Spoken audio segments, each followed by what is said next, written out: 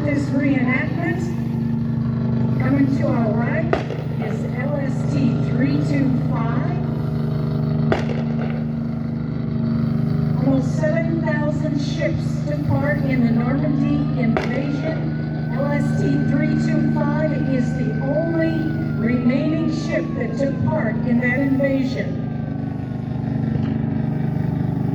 Over 1,000 LSTs are produced in the United States, 167 here in Evansville, Indiana.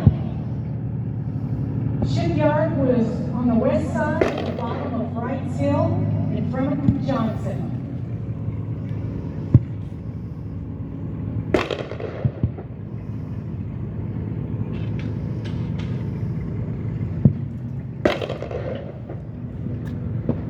The cost to build the shipyard was almost $7 million. LSTs have a range of 6,000 miles. You see Higgins folks coming up here in front of the LSTs. They're generally anchored on the sides of the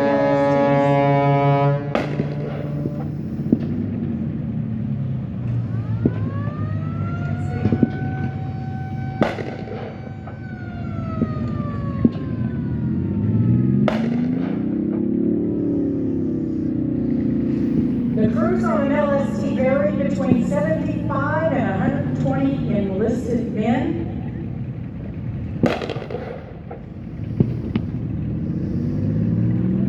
The main deck had a minimum of 2 and a maximum of 6 Higgins folks that you see beaching right now.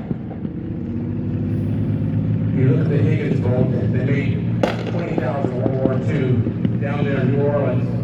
Look at it, they were made of wood. 1,000 were at D-Day. That's how you got men, jeeps to the land. 3 of them were sunk during D-Day out of the 1,000, but all people survived on the Higgins boats. This is invasion D-Day. You look at the Germans.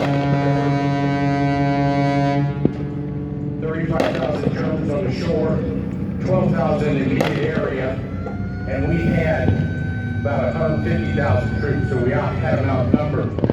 If you add up how many ships the Germans had in Normandy, they had 60 ships. We had close to 7,000 ships. They did about a few sorties, 70 sorties. We did 7,000 sorties with our planes. We lost close to 12,000 people during D-Day with the invasion you're seeing right now. They had fortified that shoreline since 1940. They thought we weren't going to invade Normandy. They thought we were going to invade Calais, which is only 13 miles from England. Biggest amphibious invasion ever in the world up to that time. We're witnessing right now. We have reenactors here that have helped out. We have the ones on the ships, or the Americans on the shore, the Germans. These people reenact across the country, and they give a good show. Down by the tank's down by the pagoda, walk towards the pagoda, and you'll see the tank. It's one that they refurbished here in Evansville. We refurbished 1,600 of 50,000 Sherman tanks made World War II. This is a tremendous time, 79 years after D-Day invasion. LSTs, there were 145 LSTs in the invasion, and out of 1,100 made or so in World War II. And Evansville, the highest production capacity in the United States in regards to the number of people, the highest per capita. We had 80,000 people working on the war effort. Prior to World War II, we had 18,000 factory workers, the highest per capita in the world. Made 330 products. 80 different factories. The big one was the LST, Republic Aviation. Come down to the LST and visit us. We're open during the weekdays, on weekends. Come out to the Evansville Wartime Museum by the airport, 12 to 4, Thursday, Friday, Saturday, Sunday. Support the Shriners. The Shriners have done this for many years. They have the hospital corps that has 22 hospitals across the country, and they do a dynamic thing for kids in need for free, for absolutely free. So when you see a Shriner, thank them. They're the biggest and best male volunteer organization in the country. Thank you for coming here to D-Day, Evansville, Indiana, 1979. And Don will give you some more facts on the LST.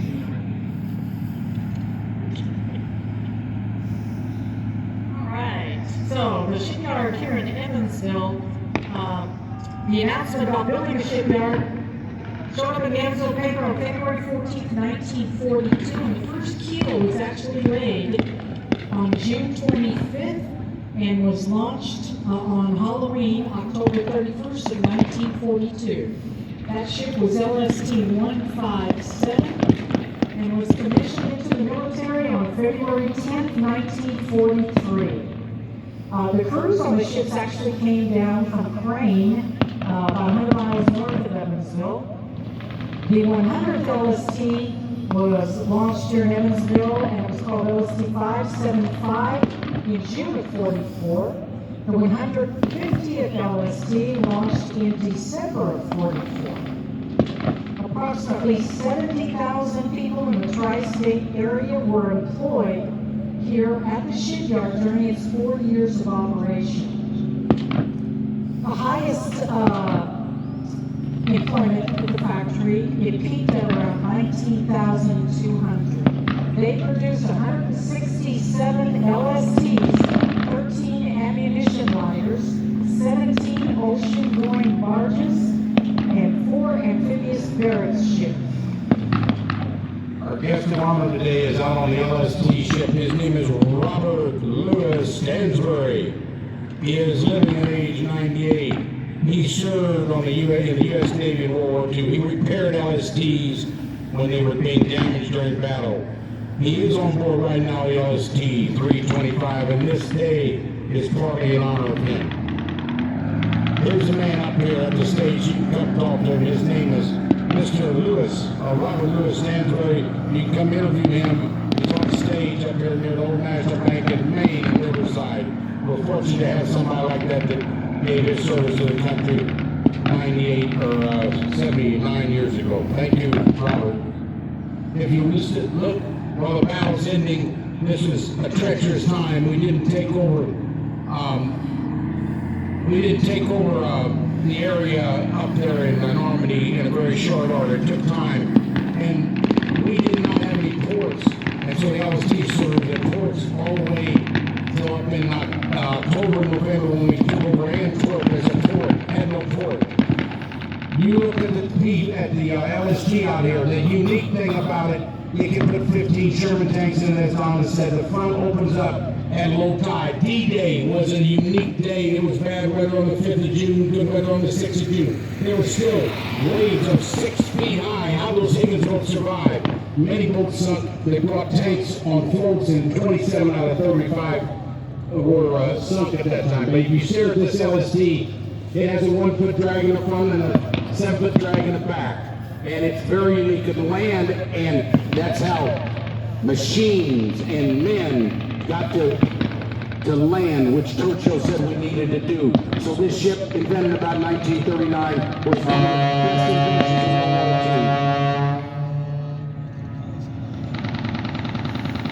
of World War II. Those guns are still going. I don't know how many blanks they've got, but they keep on shooting. So that's how tough the Germans were. We lost over 12,000 Americans that time. During that battle was considered from about June 6th all the way till the end of August when he took over Paris, and we lost 173,000 troops, about 80,000 from Canada and England, about 60+ thousand from the United States. The whole city of Evansville was lost in that invasion when you include the first 2 months of it. A terrible invasion to protect our freedom. And everybody here needs to know how important our freedom is, and your kids and grandkids, nieces and nephews need to visit our museum, visit the LSD, and remember that freedom is not cheap. Freedom is not free.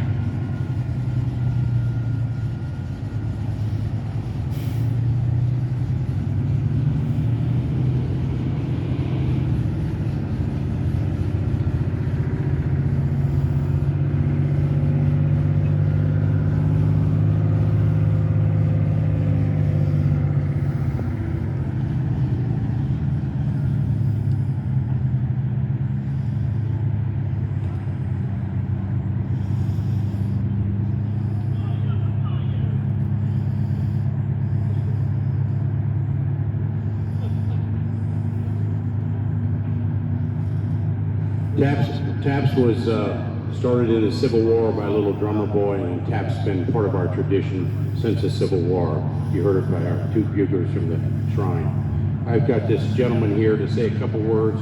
He was on the LST in World War II.